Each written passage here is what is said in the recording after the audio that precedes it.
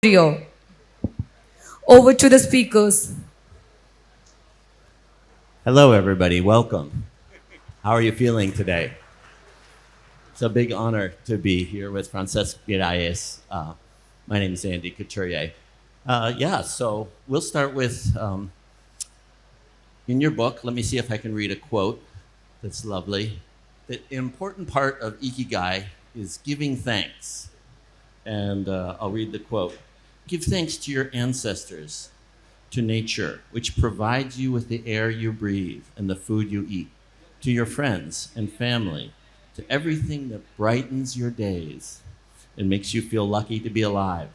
Spend a moment every day giving thanks. So I thought maybe you would speak to that or lead the audience in something like that. Thank you very much. I think we are in the right place to talk about that because Kerala is not only the land of God, but also a place where people have a very strong relation with nature and with ancestors and respect the families.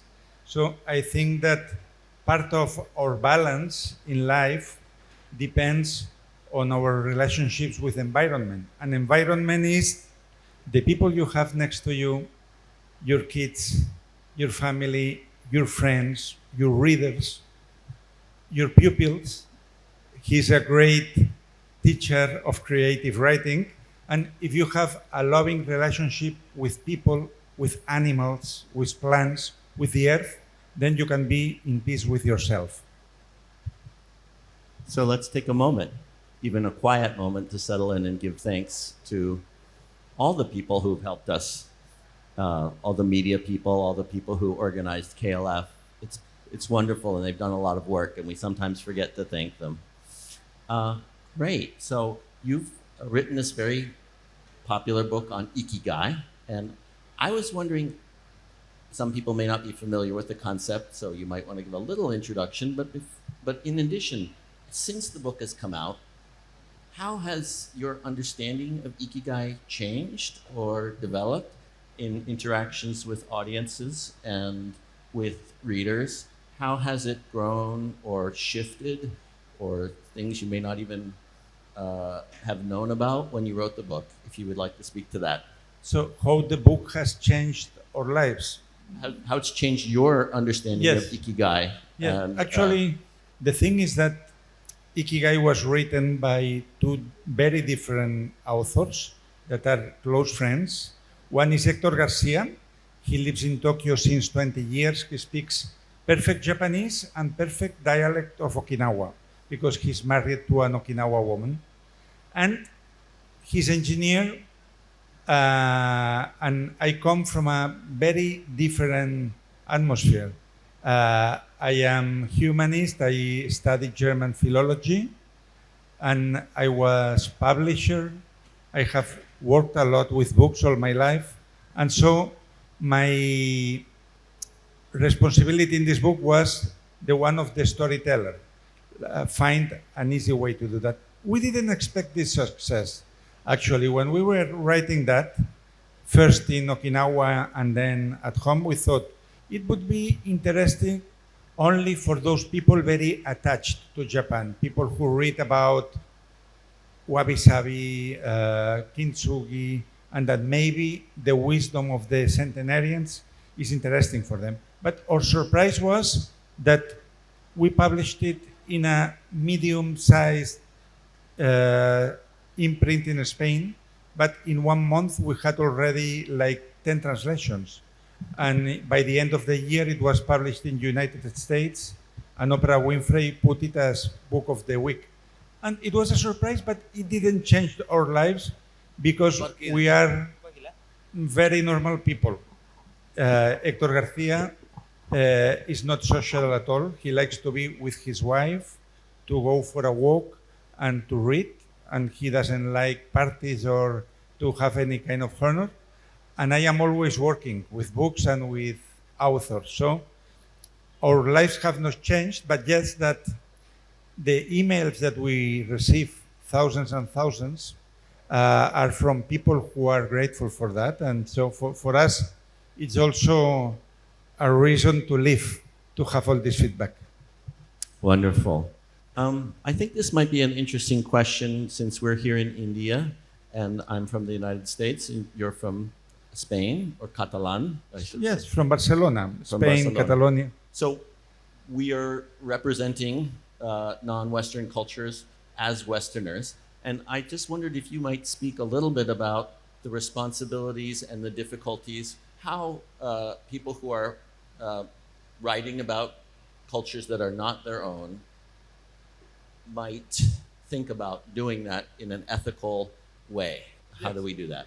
I think that it's always good when you examine a culture that you don't belong to this culture. For instance, in Spain, the two greatest experts in civil war is one British and one American, because they have this perspective. They can see that from another point of view, that if you are there and you have some emotional attachment to all that.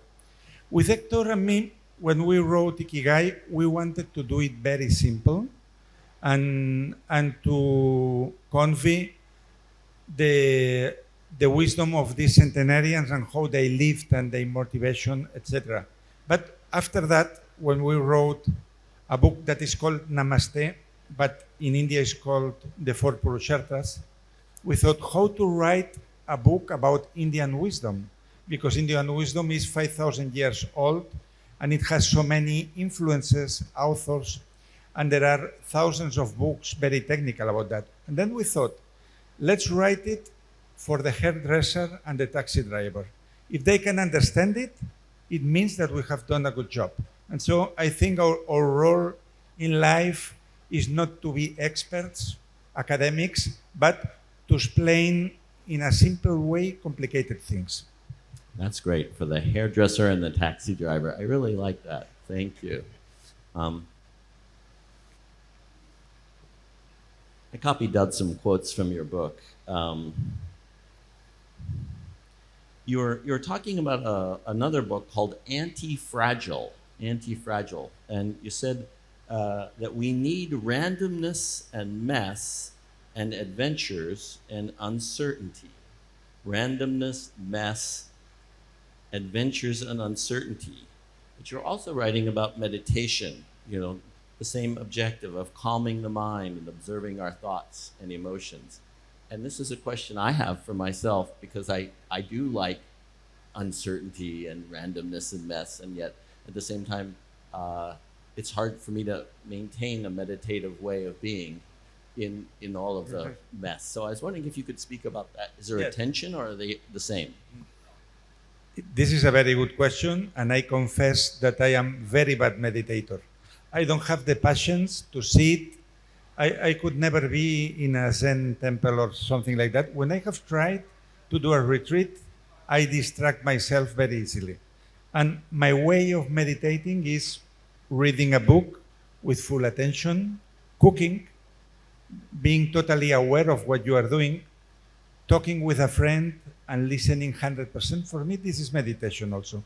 And that's true in this thing of anti-fragility, that we are in very complicated times with two wars running out, a lot of right-wing politics everywhere. And so you can feel that reality it's overpassing you, that you cannot cope with that. But then I think, as your book says, the abundance of less, the only we can do to be anti-fragile and to be resilient is to put the attention in the little world that we can control. For instance, if you are receiving 10 students at home, if you are receiving 10 writing students at home, then you put all your love in this group, and this group must be for you the whole world. You cannot decide what Elon Musk is doing, but you can decide what you do yourself with these people. And for me, this would be the way to anti-fragility and to resilience, to be responsible for the wellness of the others in our little circle, and to be glad with that. To be responsible for the wellness of others. That's really beautiful. That's exactly what I feel when I'm teaching writing, is there may be so much craziness and war and right-wing politics, but the little world that I can control with my students, I try to make that the most nourishing and caring place that I can. You wrote about this Nikon meditation, and Mr. Morita, who is a psychotherapist, Japanese psychotherapist, who's well known in the United States, or at least in California. And the three questions you have here is, what have I received from person X? What have I given to person X? And what problems have I caused person X? And I was wondering if you could talk a little bit about that as a practice, because I think my personal opinion is that we are often focused on, well, my parents didn't give me this, or that person cheated me. We're always thinking about how that other person was a problem for me. But this is a total reframe. What did I receive from somebody else? What did I receive from somebody else? At the same time, I know some people who are constantly blaming themselves. So I'm wondering if you can talk a little bit about that tension, about some people who are always feeling that they haven't gotten enough, and then other people who are constantly so apologetic about even being there that it's just uncomfortable for them to even exist. I think it's very deep what you are telling there. This meditation and these three questions can be very illuminating, and I related it with the karma law. When we think about karma, many people think in the religious karma of consequences among lives. You have this action in this life, and then you are going up or down in the next. But the law of karma operates very well in this one, and it's like a kind of test to know how we are doing. So when we examine the point where we are, if you are not happy with that, we can explore what did you do in the past, how did you relate with other people, what did you do for them, what you didn't do for the other people. And so when you have consciousness, when you are aware of what you are doing and the consequences of your actions, you can improve your performance in life. The Japanese have a very nice expression called wabi-sabi that is translated as the beauty of imperfection. And this beauty of imperfection, we can find it in the traditional arts, in the shodo painting, in the haiku, in the ikebana, everywhere, in the kintsugi. And it has three different laws. They say, it can only be beautiful, that thing that is similar to nature. And in nature, nothing is perfect. In nature, nothing is finished, and nothing is forever. So applied to the human psychology, if you know you are imperfect, you will be more tolerant with the imperfection of others. You will love in a more authentic way. If you know that you are unfinished, that's good news, because it means that we are work in progress, that we can grow to some better place. And if you know that life is not forever, then we can have the opportunity to be totally focused on what we are doing now. So when you are talking to people about unfinishedness, do you have difficulty explaining this? Because we have a whole philosophy of perfection, star-studded, Oscar-winning, Booker Prize-winning, Nobel Prize-winning, golden perfection. So talking about being unfinished, being imperfect, it's one thing to have the idea, but how can we as writers, or just as people, bring that feeling that it's okay to be imperfect, to be unfinished, to ourselves and to each other? Yeah, I think this idea of unfinished, we can relate it with another Japanese concept that is Shoshin. In San Francisco Zen Center, that I am sure you know it, Shunrui Suzuki was teaching there many important lessons about Buddhism and about life. And he wrote a book that is a classical also in Spain that is called Zen Mind, Beginner's Mind.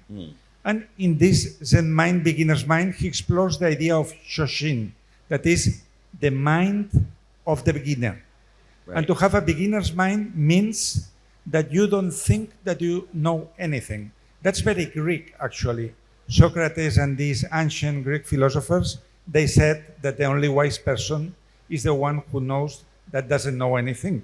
And in this beginner's mind is approaching to reality, knowing that you are imperfect, that you have the willing to learn, that you have a long way to run, and from this child mentality, with this pure mentality, then there is something that you can acquire from the wisdom. If you think that you have already reached some point or that you are important, you're going to have many problems. I saw that as a publisher. There is something that in music is called the syndrome of the second record. There are artists with a very big hit. They are famous all around the world with the first record. And then everybody's expecting something like that. But that's not possible because maybe this record was made through a whole life. With books, it happens the same. When an author has a very important hit, then he feels in the obligation to repeat the success, and it doesn't happen. And then there is a lot of neurotism about that. So as a publisher, how do you speak to an author who's either very nervous that her second book or his second book isn't going to be as successful, or they're just trying to write it and they get stuck and they can't write? Well, actually, what I talk to the writers, especially if they are beginners or young people, that they are more anxious, I tell this, that is impossible to know in a piece of art if this is going to be successful. And I explain you why. All the people who is here, if you have today the idea of a book, and when you come home, you start writing it, maybe this book will be finished in 1 year, and maybe it will be published in 2 years, if we are lucky. So this book will appear in 2027. And who knows what the world will be expecting in 2027, what will have happened. So the only thing you can do when you are writing is what Toni Morrison said, the American writer. She said, if there is a book that you would love to read and this book doesn't exist, you have to write it. And you write it just to have it yourself, and you will never know if this book is for 500 people. That's what we thought with Ikigai, that was a book for 500 people, or for 5 million. So what you have to do is to love your job, do it in a loving way, give it to the universe, and let's see what happens. I really love that. My partner's in the audience and she's smiling right now because this is what I'm always telling my writing students, right? They're, what if it's not successful? Or what if it's too successful? I'm afraid of that. And there's all of these fears that writers have, and it's the imposter syndrome. And so I, as a writing teacher, and I'm sure you as a publisher, and you reassure people. You tell them, like what you just said, you don't know whether it's going to be successful. You don't know whether it's going to be a million seller. But I would say for me, and this is a real question I have that I would love to learn from you, there's a difference between just giving somebody a piece of information, this is what wabi-sabi is, or this is what Nikon meditation is, and then actually having them internalize it and making change, right? So I saw in Ikigai so many interesting things for people to learn, but how do you bridge the gap between reading this idea or concept and actually making a change or helping another person make a change inside themselves? I think that the non-fiction books have changed a lot the way they are written nowadays. When I was a teenager and you bought a self-help book, it was always a man, normally a man, old, with a lot of authority, who is telling you, I am going to tell you how life is. So this was the way self-help books were written in the 60s and the 70s. Nowadays, I would say that the writing is very horizontal. Good authors treat you like a friend. For instance, I love reading Bill Bryson. Bill Bryson is a British journalist who wrote the bestseller A Small Story of Nearly Everything. So he takes science topics and explains it in a very easy way and very funny. And you have the impression that you are sitting on a pub with a friend and that he's telling this to entertain you. Another example, The Psychology of Money of Housel, that is a book very famous in India, is not a book about big theories about investment. No, he's telling you in a personal way how we think about money. And I think that the challenge for a writer is to get your reader to be your friend. And actually, Martin Amis, I think he died a couple of years ago, said, the good book is that one that when you finish it, you want to call the author to invite him to a drink.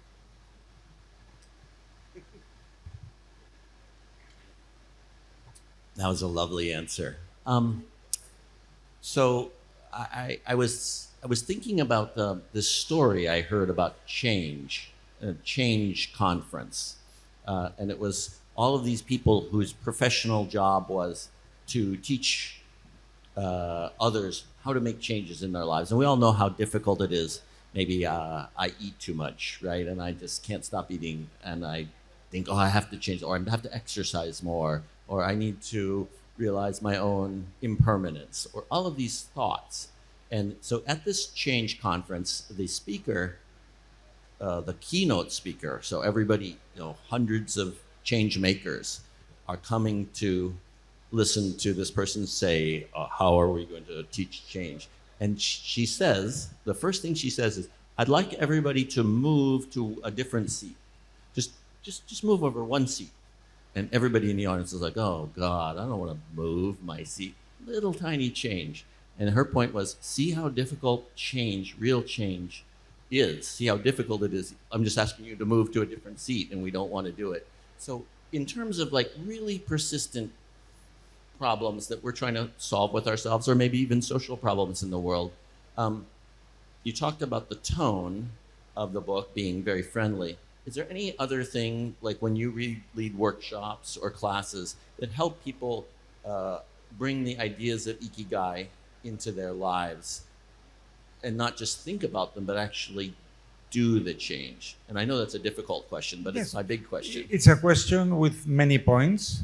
I think we are all changing all the time. The thing is that we don't notice. We don't know that we are already in this work in progress. And so change and Ikigai, that's an interesting combination. When you are not happy with your life because you feel that you are not living an authentic life, that you are living maybe the life that your parents expect from you to have, or society, etc., then Ikigai can be a rescue remedy. Why? Because then you look into yourself, you examine what do you have as a talent, what is your gift, and when you find this gift, you can think, okay, I have this gift, what is what the world needs from me? How can I put this talent to the service of others? And then you can build a purpose. So I know many therapists who had different jobs before 40. One of them was in a bank office working all day, and he saw that people were suffering because they wanted credits, because they didn't manage well their lives. And he thought, I would be more useful if I could have a consultation with them. And this man with 40, started studying psychology and opened his own consultation, and nowadays is the most famous psychologist in Spain. So I would say, if you want to change your life, if you are not happy with this, think what is your biggest treasure. What is the best thing you can give to the world? Maybe you are a very good listener. Maybe you are very creative. Maybe you are very original. Maybe you are crazy. Okay, how can we put this crazy in service of the world? How can we put this crazy in service to the world? I'm going to remember that the whole KLF. That's going to be my favorite phrase. How do you, as a writer, keep challenging yourself to grow, to be a different writer? Or are we just doing that naturally? We don't really need to challenge ourselves. How do you challenge yourself as a writer? I challenge myself stealing from other authors. So, because I think where there is no progress, if you are doing always the same, you feel comfortable with a kind of book and you say, okay, I am going to do another Ikigai. I am going to do this thing. You should try things that you have never done. So, for instance, if you don't write novels and you read a novel of Murakami or whoever, and you are enthusiastic, try to take some of these good things that you have found there, and you can start imitating that and then finding your own style. So I would say go out of your comfort zone and write what you would never write. So even if you are a very little sentimental person, write a love novel. Write a love novel. If you are a romantic author, write something from the Second World War. And so go to the place where you think that you don't have the power, and then new ideas will be there. Outside of your comfort zone. That's easy to say and difficult to do. I teach writing, and I teach book completion groups, right? And so a lot of times when people are new authors or they're stuck about their book, I think it has to do with their comfort zone. And so sometimes I help them expand, or try to help them expand what is comfortable, or maybe get them to be more comfortable with discomfort. But sometimes it's more about the nervous system, modulating your I'm a very excitable person myself, so I get very thrilled by things, but then I kind of start spinning too fast, so I need to kind of bring myself back in, and I use a lot of body-based practices myself, and I also try to teach that to my students, is to help them, I can say go outside of your comfort zone, but if they get too uncomfortable, they maybe get stuck and they can't write. Do you have any ways for yourself to, when you get outside of your comfort zone, to keep going, to stay outside of your comfort zone? How to go out of the comfort zone? How to stay out of the comfort zone. Yes, as a writing teacher, that there are many people who start a project, but very few who end it. I would say that for every book that is started, maybe one of 10 comes to the end. So you must train a mentality of marathon for that. So because it happens to myself. When I have a new idea in the beginning, I am very motivated to write that.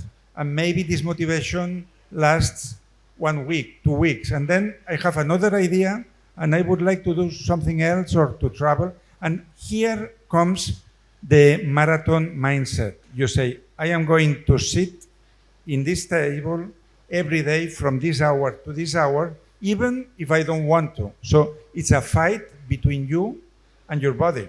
A fight between you and yourself, yeah. So one thing, when I was writing, I have a book about a particular subgroup in Japan, people who are living in the mountains.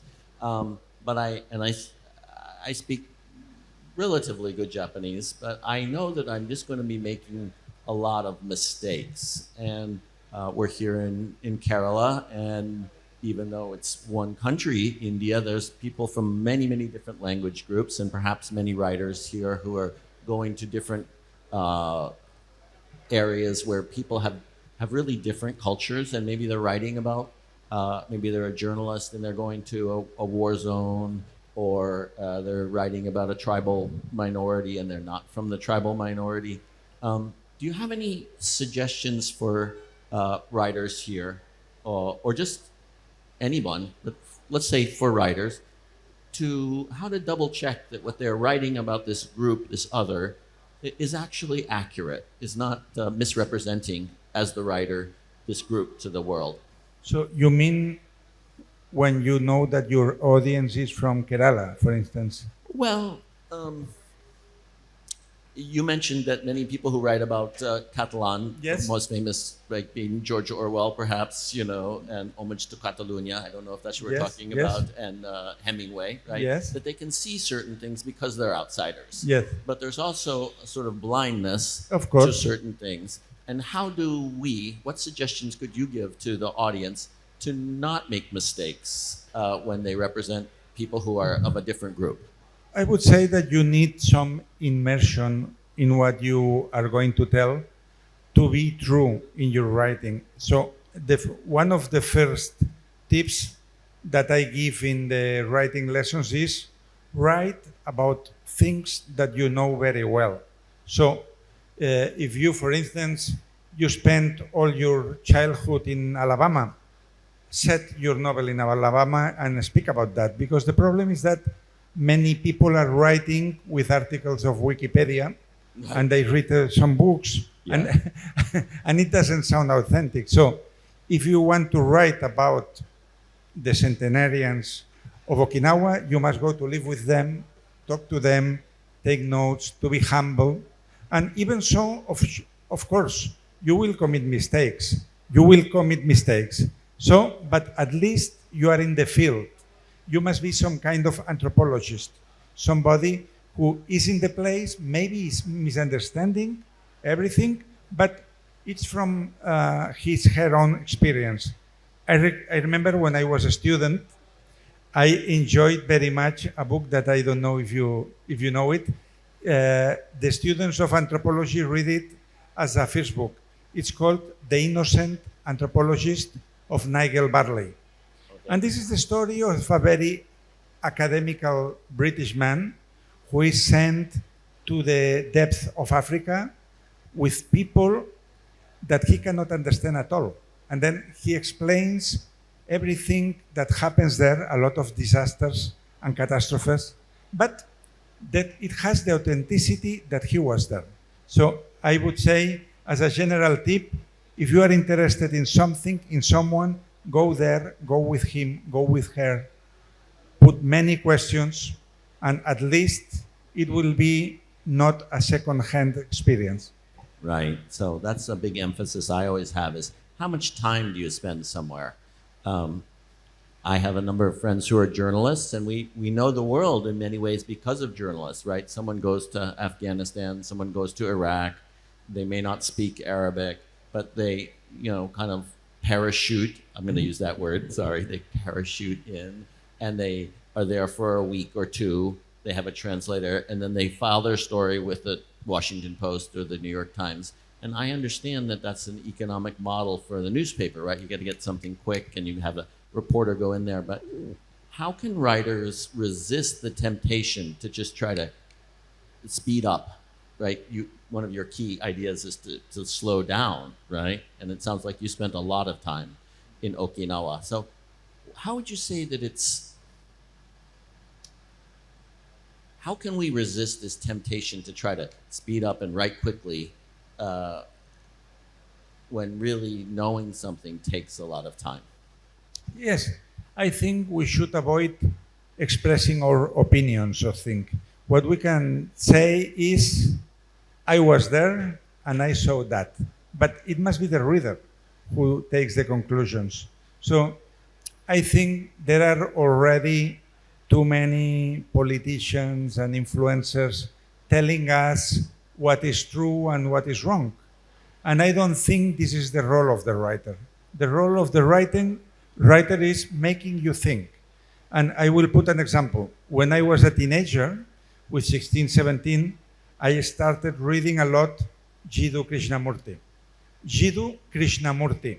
Krishnamurti, yeah. He's a non-religious Indian philosopher, thinker, and he had a lot of books about fear, about love, about life, about impossible questions. And I was reading Krishnamurti, and I was fascinated but very angry at the same time, because I said, you are putting here very important questions, but you don't give a single answer. And I was angry with that. But with the time, I understood that that's exactly what he wanted to do. He wanted to give us the questions, but he wanted us to learn how to think. Nobody should give you answers for anything. That's very nice. That's very nice. Perhaps you want to speak a little bit about your new book to tell people about the four, is it four Purashas? Well, tomorrow we'll have Okay. maybe we could ask the audience if they have some questions That for would be you or great. for Let's me. have some questions. I Yes, don't know let's open it to what is the questions. time.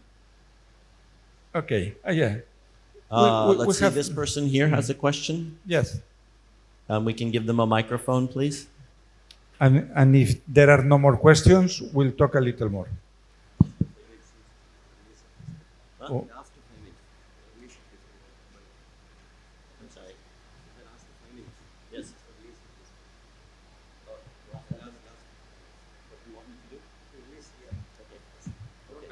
Okay. Sorry. Yes, this person here. Yes. Oh, Hello, this person here. Yes, hi. Hello.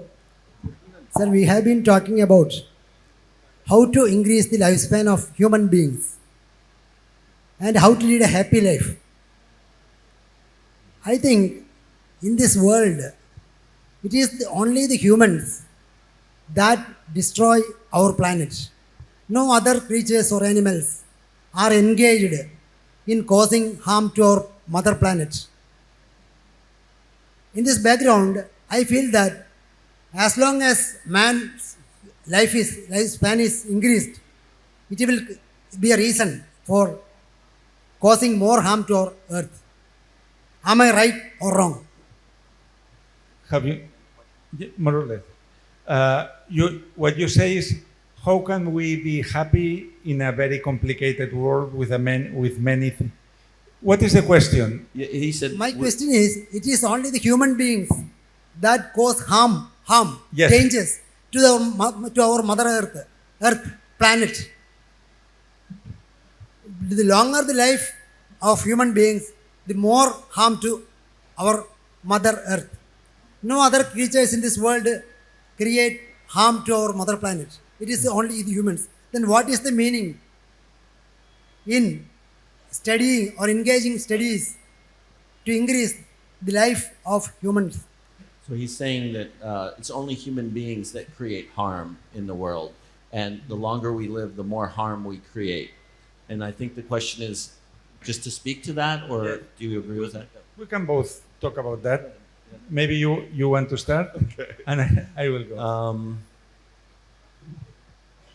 Well, I think, okay, this is my personal opinion. Yes, I think any kind of life form that there are too many. So, for example, algae that blooms in the ocean and it gets out of balance, right? And it takes the oxygen from the water. So even a very simple life form gets very out of balance. I personally think that's what's happening with human beings. There are so many of us now. We're just sort of like increasing, maybe we're like locusts eating all of the plants around. And I guess the earth is powerful enough to take care of that. I'm not sure it's going to be a pretty picture. But that's the only answer I can give you. I think it's incumbent upon each of us individually to try to reduce the amount of harm that we do. Just every day. To the taxi driver, to the hairdresser, do we treat them as a lesser person? Do the the dog on the street, or to the donkey, or to do we cut down a tree that a bird is living in? Just constantly bringing us back to this humility in relationship, realizing how destructive we can be. Is that enough? I would have to say probably not. But I think that's a question we all have to ask ourselves. How can we reduce today, how can we reduce the amount of harm or negative impact that we have on each other and support each other and reduce the amount of destruction that we're doing to the earth? I mean, that's one of my life journeys. I hope that's an answer to your question. Yes, I think so. Of course, human beings are harming the planet, but not all of them. There are people who are defending life, who are writing about nature, writing about animals, that are active politically to preserve the green places. So what we must do is not get paralyzed by the bad things that are happening, but to, as Andy said, to find little ways of awakening the consciousness of other people so that we can solve it. Maybe the younger generations, they are better prepared than us. They will have a bigger motivation for that. Yeah, I did come up with another idea. I think it would be good for us to all study. I studied sociology, systems of, I'll say it, oppression that we're all part of, right? So if we're men, we should study about gender inequalities.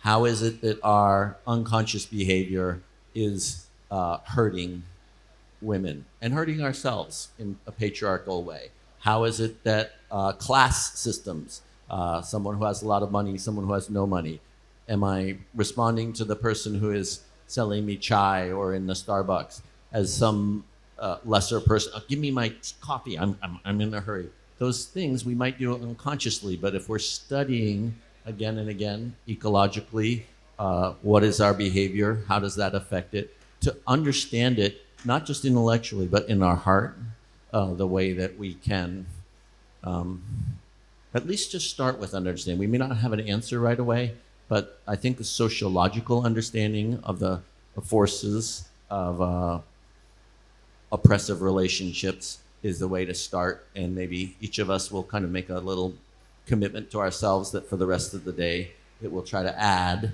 a little extra kindness to each other, because it's a hard life, and so the more sweetness we can give to each other. Thank you very much. Another question. Hello, sir. My question is about whether one's Ikigai is always utopian or it could be dystopian as well. For example, what if one's Ikigai is a tragedy for other? One's purpose completely shatters the purpose of other. For example, I see in the context of India two forces trying to cancel each other. One, the secular one, the other one is the religious one.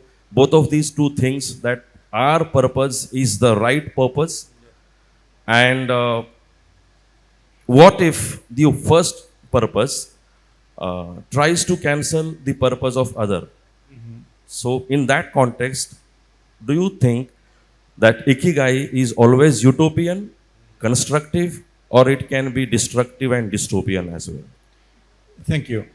This is a very interesting question. I wouldn't say that that what you described is an Ikigai, because Ikigai is very individual, very intimate. So, for instance, political parties, they have purposes that cancel each other. I want to dig to have more oil in this land, and you want to protect the land. The purpose of one's is against the purpose of the others. But this is not really an Ikigai. We could say this is strategy, greed.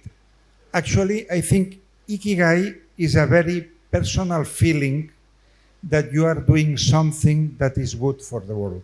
For instance, you see inside yourself that you have this ability to listen to others, that you can understand the problems, you can put the right questions, you can have the attention on the other person. This is an Ikigai. Then you decide that the purpose of your life will be to help avoid suffering of other people.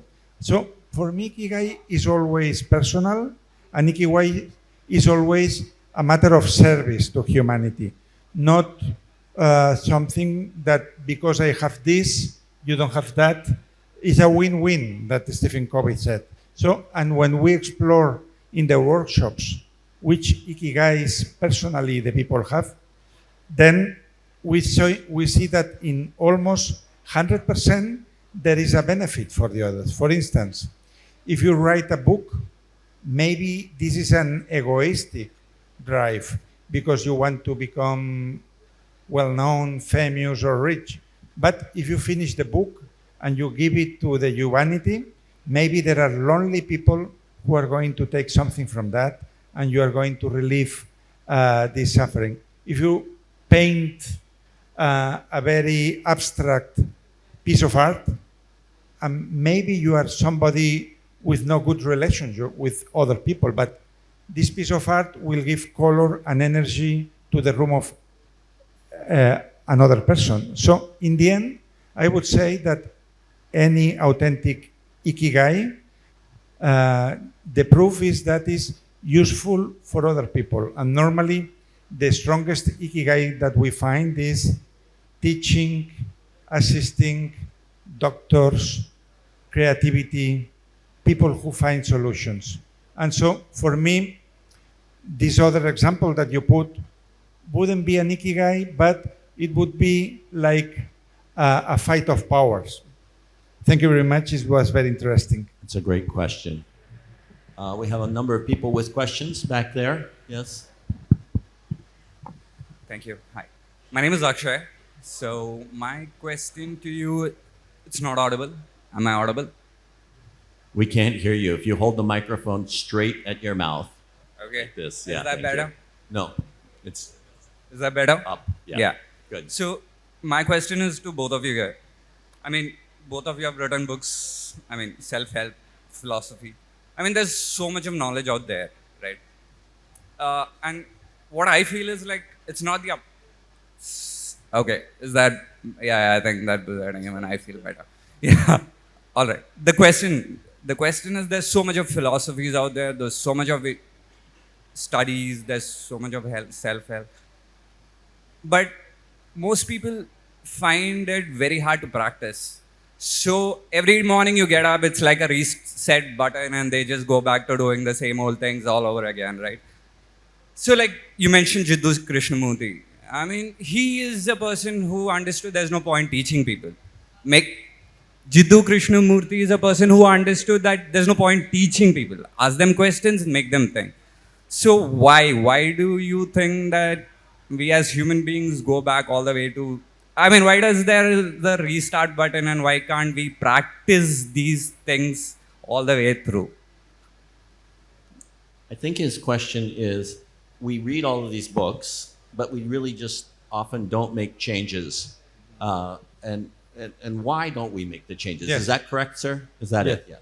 Yes, I think there are many people who read this kind of inspirational books, self-help books, but the problem we have as human beings is to go from the idea to real actions. But it's not so hard, actually, to put it into practice. The problem is that sometimes we are too maximalistic. It means that we put a list of things to do, and we want to do things better in our way of nurturing ourselves, going to move our body and to the gym, and then learning a foreign language, and then I meditate and do. And these to-do lists, if you put 7, 8, 9 things, and you want to do them all at the same time, you're going to fail. Because motivation, the real motivation, needs to focus in only one thing. So what you must do is to take this to-do list, to choose one thing that you think that will be very important to change future things, and then you dedicate maybe half an hour a day with that. This is what in Japanese is called kaizen. No matter how little is what you do, but the important thing is that you do it every day and that you have a mid-term mentality. Excuse me, if you don't talk here, would be easier for us to understand. Yes. Because it's distracting. Yes. Excuse me. So I think your question is a very interesting one, and it's one I think about all the time as a teacher. I think looking at Ikigai, it's a one type of book, and my book, The Abundance of Less, is a different type of book. But I would say my answer has to do with heterogeneity. That's not the best word. A variety of different inputs. Well, first of all, you have to want to change. You have to feel the own suffering of how whatever problem that you're experiencing. You have to maybe amplify it. Really see how much this destructive behavior really is hurting you, hurting the people you love. I think that would be part of it. My book is a book of stories. I'd say Ikigai is more of a book of ideas, although there are stories in it. Mine's more story-based. So there's a variety of different books.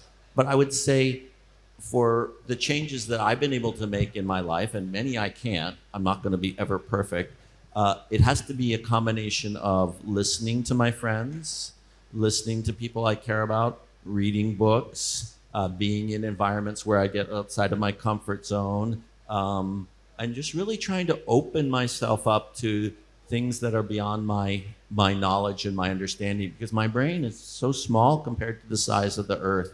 So I would say humility is a big part of it. And I would say, regularity, just really trying to open yourself up. Perhaps I had a prejudiced view about, let's take it, gender nonconformity.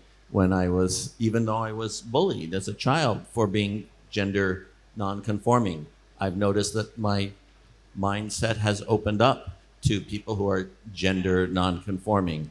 I think being vulnerable, here I am on stage talking about that. I think that's an important thing, is inviting your own vulnerability instead of being defended and being like, well, I'm right, I know what it is, and it's a work in progress. But I'm continually seeing that my limited view is actually causing injury to other people. So just reminding myself, or injury to the earth. And I would say by having a lot of different aspects, that would actually make some opportunity for real change. But I'd say listening is very, very important. How to practice listening more and more carefully. And that's difficult when you have too busy a mind or too sure about your idea, whether you're, suggesting people be more secular or be more spiritual. Just really think, okay, that's what I think, but maybe I'm wrong. Maybe I'm wrong. That would be I think we have time for one more question. Yeah, or a couple of questions. Couple of maybe. questions. There, please. Yes. Hello, Mr. Francesc Miralles. I am your translator. I translated 3 of your works to Malayalam. We met. Thank you very much. Thank you. Yeah. And I just want to tell you that I spoke to you 10 minutes before. You remember my face? No. What? I spoke to you 10 minutes before. Over here. She spoke to you 10 minutes ago. She spoke to you recently. Yes. You are the translator in Malayalam Yes. of all my books. Yes. And I told you that they have been reprinted many times, also because of you. Because Thank you. I was a translator before being a publisher, and I know how a bad translation can kill a book. You can think that this is a book with no soul. So I cannot read Malayalam. I know it's a very difficult language, but the success of these books is also because of you. Thank you. Thank you. Anyway, I wanted to tell you that I enjoyed translating your work. Maybe I like or I'm trying to understand Japanese culture, and so maybe that's why I understood Kaizen and Wabi Sabi and Ikigai too. And I'm trying to know the Wabi Sabi in me or find my Ikigai. It has changed me. And your book is very kind. Thank you very much. Thank you. Thank you. That's all. And thank Wonderful. you for your beautiful job. Yes. I think that- Actually, I think they want you to introduce your book, the Mazal book.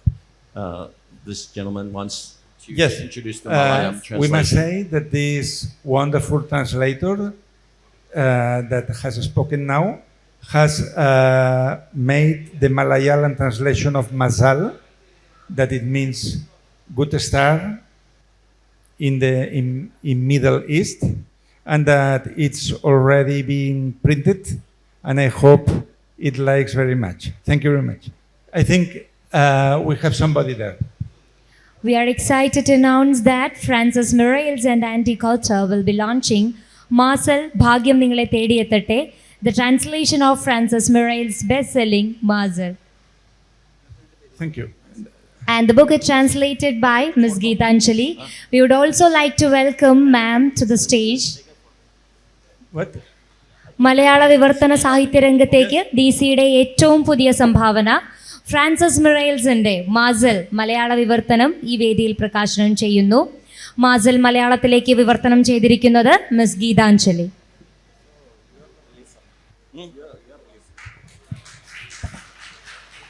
And it's our honor to welcome Geetanjali ma'am to the stage.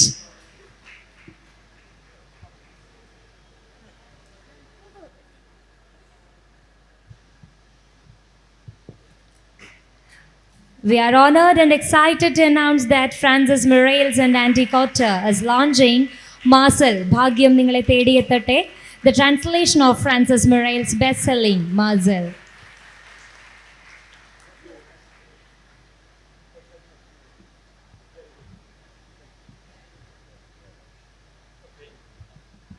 Thanks a lot. I think there was a question missing, and we can finish with that. Thank you very much. Oh, thank you so much, sir. I wanted to ask, because you mentioned Anti-Fragile, Mr. Taleb's work, of course. When we are talking about reaching a state of sanity in life, trying to situate ourselves, but we are also talking about the need for randomness and uncertainty. How do you sync the both of them, and what do you think is the role of the anti-fragile and the random and the uncertain when you're looking for a sense of maybe stability, maybe to situate yourself in a chaotic world, but you also want the uncertainty? So how does the anti-fragile work Yes. influence you? I think something important to understand of anti-fragility is that problems never end. There are people who think, okay, I am solving this thing with money. When this is solved, I will be in peace. And I say, no, you won't be in peace. When the problem of money is solved, then you will have a problem with your partner. And when the problem with your partner is solved, then you will have a problem with your house. So we must understand life like a series of challenges, one after the other. And because of that, if you want to live in peace, you must accept it. It's a matter of acceptance.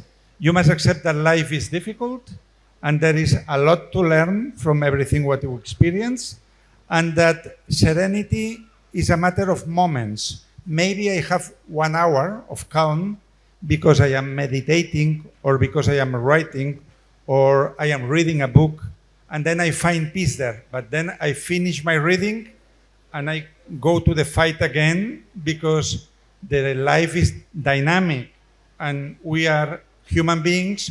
We don't like to stay in the same place. We are always moving forward. So we are facing new challenges. And when you understand that the essence of life is that, then you can relax. Oh, wonderful. Thank you so much. Thank you very much. Really wonderful. It was wonderful, all your questions and your reflections. Thank you I so appreciate much. it. Thank you. Thank you all very much. Have a great day. Enjoy your lives. Thank you, Francesc Miralles and